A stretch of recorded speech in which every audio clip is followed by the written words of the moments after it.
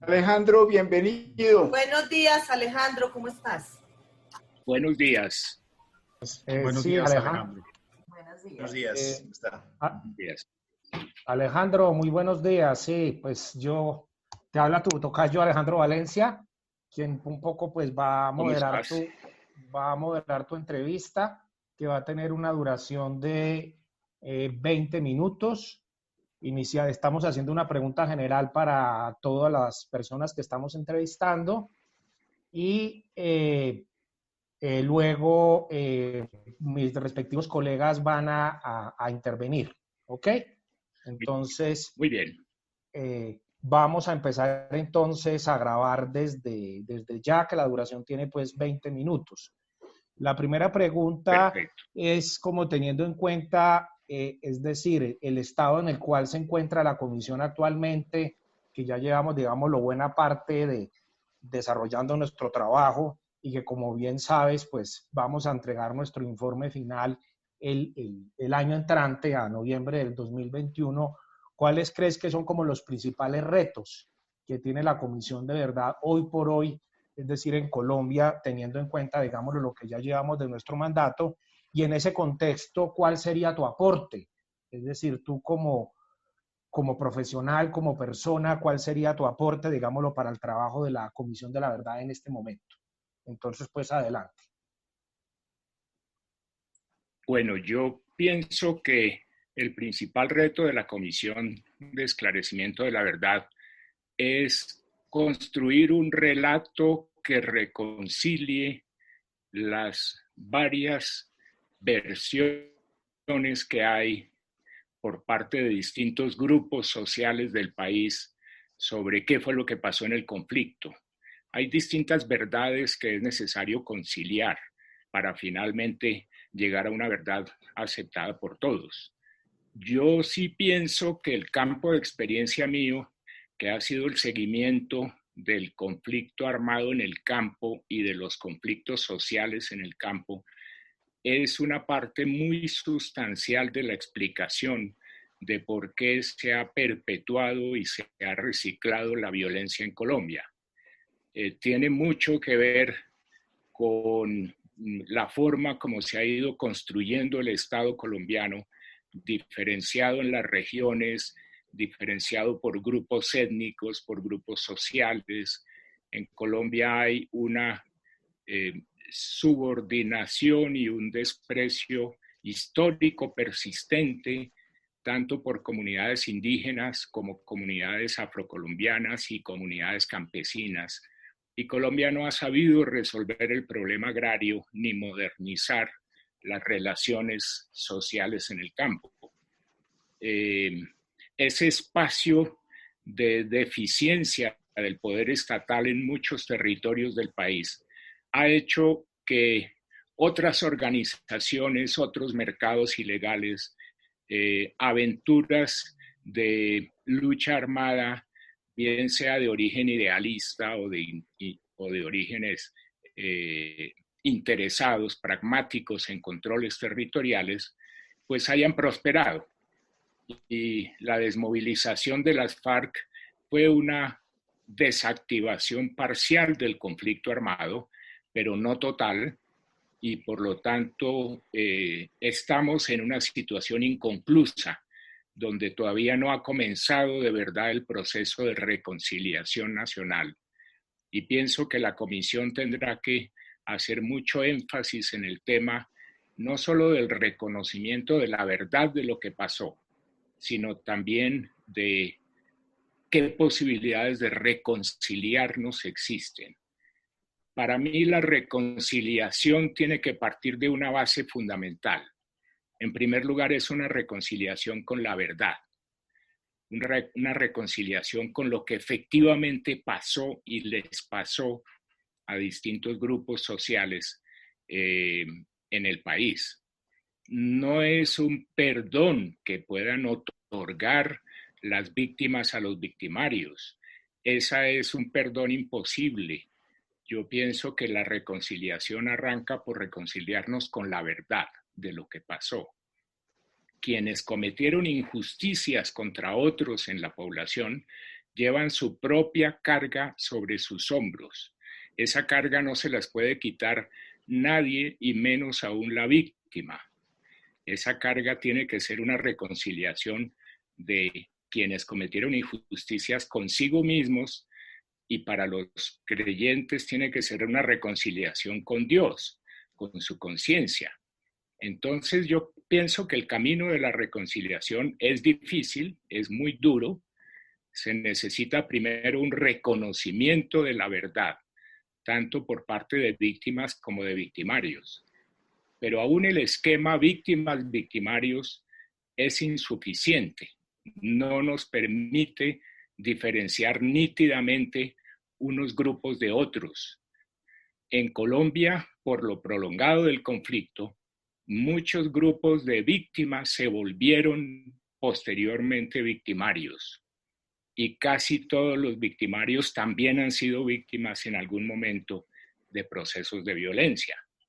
De tal forma que yo pienso que, sintetizando, el tema rural, el tema de cómo se ha tratado las poblaciones rurales en el país es uno de los puntos absolutamente claves para hacer un relato compartido de qué nos ha pasado en Colombia. Tal vez dejaría así. Gracias Alejandro. Entonces yo le voy a dar la palabra ahora a mis respectivos colegas. En primer lugar, ahora sigue el comisionado Carlos Guillermo Ospina. Buenos días, Alejandro.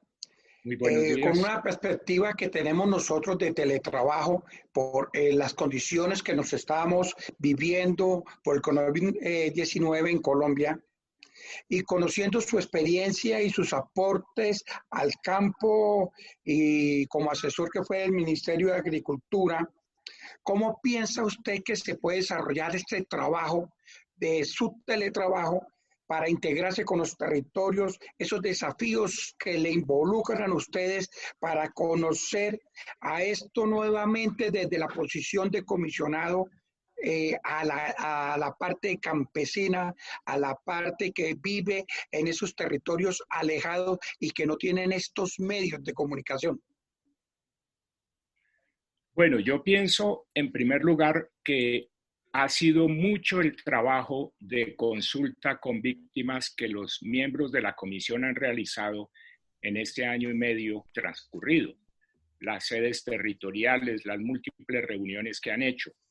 Un comisionado que entra en este momento de la vida de la comisión, a la mitad de la vida de la comisión, por supuesto lleva una gran desventaja en cuanto al conocimiento directo de los testimonios de las víctimas.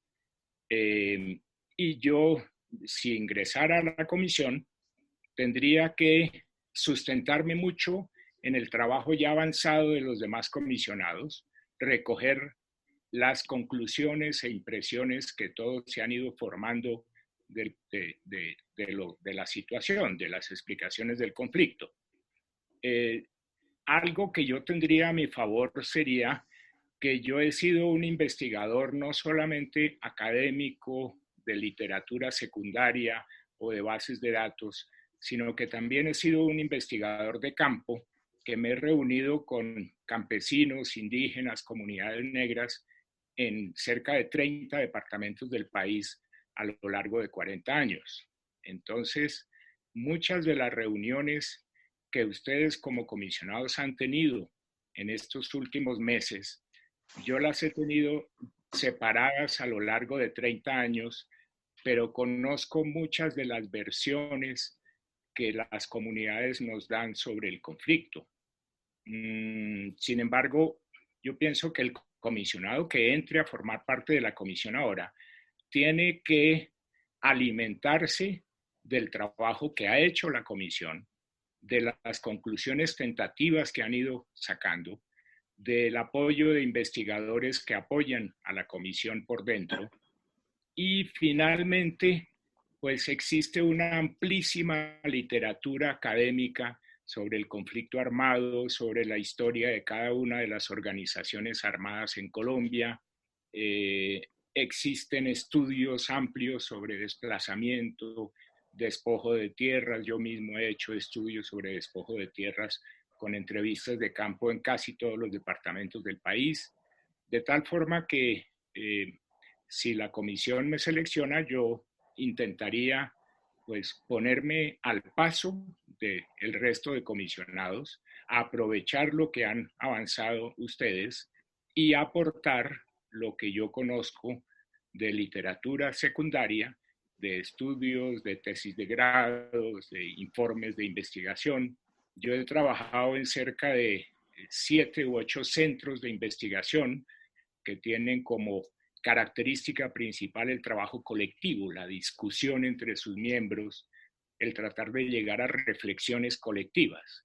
Y en la comisión no sería distinto, sería el mismo tipo de trabajo de agregar consensos, de alimentarnos unos de otros de los conocimientos que cada uno trae.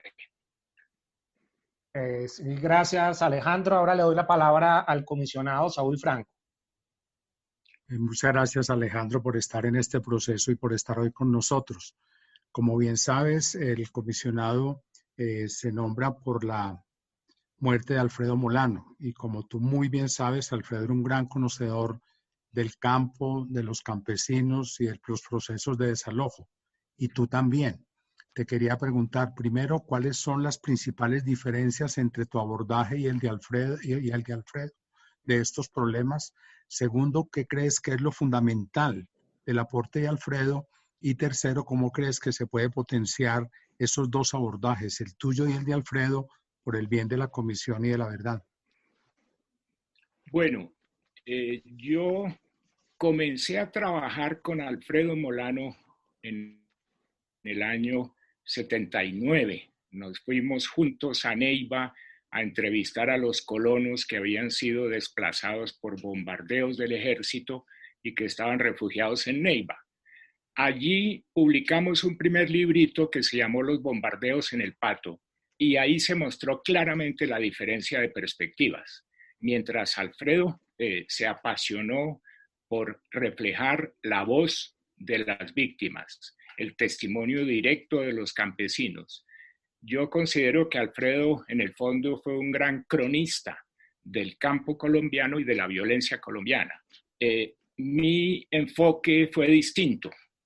Partiendo de los mismos hechos y realidades que estudió Alfredo, mi interés siempre ha sido el de tratar de comprender, de entender desde una perspectiva sociológica por qué pasaron las cosas.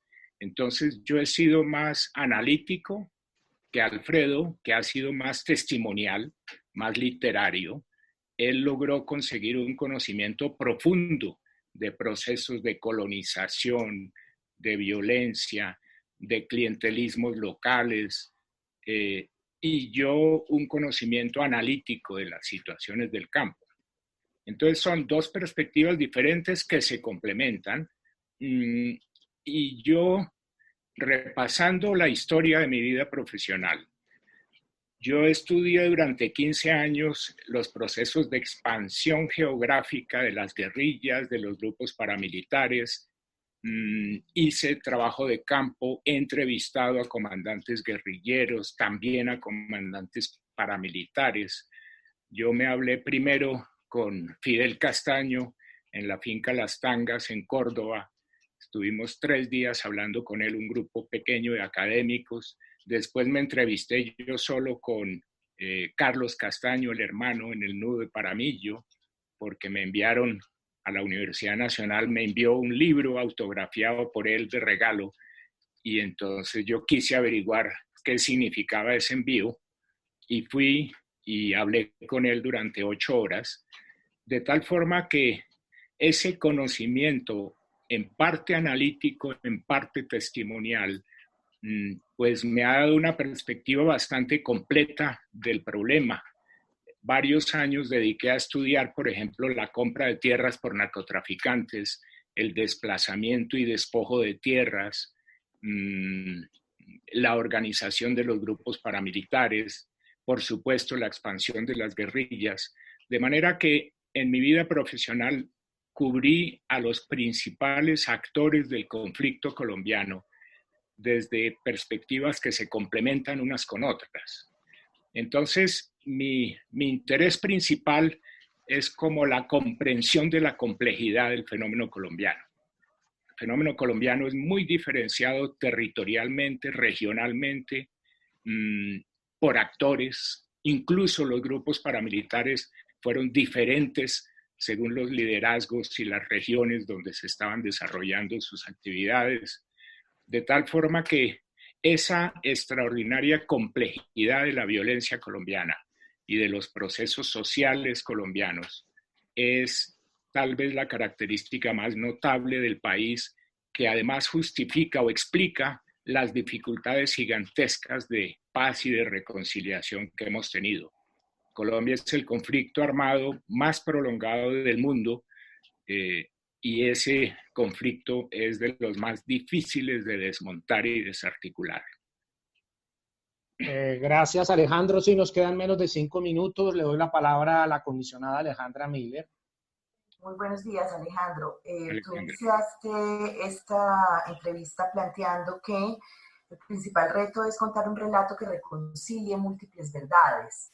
Mi pregunta concreta es, en año y medio que le queda a la comisión y de cara a un informe final que debemos entregar en noviembre del 2021, ¿eso cómo se hace? ¿Cómo se reconcilian? ¿Cómo se reconcilian esas múltiples verdades? Y si eso significa en el informe final como una sumatoria de toda esa multiplicidad de verdades que hay en el país. Correcto. No puede llegar a ser una sumatoria de versiones. Tiene que ser un informe en el cual cada uno de los grandes grupos implicados reconozca que en el informe está su verdad. Y esa es una exigencia muy difícil de cumplir. Pero yo no vería satisfactorio un informe, por ejemplo, si la verdad de las Fuerzas Armadas no estuviera reflejada en el informe final. Si la verdad de lo que han sufrido los pueblos indígenas, que sumaron a una tradicional segregación, tanto espacial como política, sufrieron además los efectos del conflicto porque sus territorios comenzaron a adquirir un enorme valor para las economías ilegales. Si las poblaciones afrocolombianas que han sido invisibilizadas desde siempre no ven reflejada su situación en el informe no cumpliría las expectativas. También habría que decir, si el informe no ve reflejada de alguna manera lo que han vivido los grandes propietarios de la tierra y los ganaderos, enfrentados a una extorsión sistemática de las guerrillas, pues tampoco se podría entender por qué las reacciones que ellos tuvieron, por qué apoyaron el paramilitarismo como efectivamente lo hicieron. Es una tarea muy difícil, pero yo creo que ese es el reto intelectual más importante que tenemos en Colombia. ¿Por qué? Porque la violencia nos dejó un enorme trauma colectivo, pero un trauma que se ensañó particularmente en ciertos grupos de población. Y mientras no reconozcamos la verdad de lo que pasó, ese trauma no está en vías de resolución. Es un poco haciendo un símil con la psiquiatría, mientras el trauma oculto, escondido en el fondo del alma colombiana, no sea reflejado a la luz, va a ser muy difícil hacer terapias para salir de ese trauma colectivo. Igual nos pasó en la violencia de los años 50. Más de 2 millones de desplazados, más de 300.000 víctimas mortales, dejaron en el país, digámoslo así, un trauma moral de tal magnitud que la violencia se recicló. Y a mediados de los 60 volvimos a recrudecer la organización de salidas voluntaristas desesperadas, que fue la organización de las guerrillas. Igual nos puede pasar ahora, si no logramos evacuar el trauma debidamente, ese trauma va a seguir pesando y va a producir un efecto de inercia que nos va a hacer muy poco viable una sociedad colombiana integrada, armónica y en paz. Bueno, Alejandro, de verdad, muchas gracias. Nos queda como menos de un minuto, entonces pues hay otro par de colegas que querían preguntar, pero creo pues que no tenemos tiempo, además porque nos toca ser como un poco estrictos, que todas las entrevistas tengan como el mismo tiempo. De verdad te agradecemos mucho que te hayas podido conectar como por este medio, pues para realizar la entrevista, y ya pues sabrás la decisión un poco que tomará la comisión un poco para la designación del nuevo comisionado y comisionada. Y pues muchas gracias por estar estos minutos con nosotros. Gracias. Muchas Gracias, gracias. Alejandro. Gracias, Alejandro. Gracias a Alejandro, ustedes muchas por gracias. escucharme.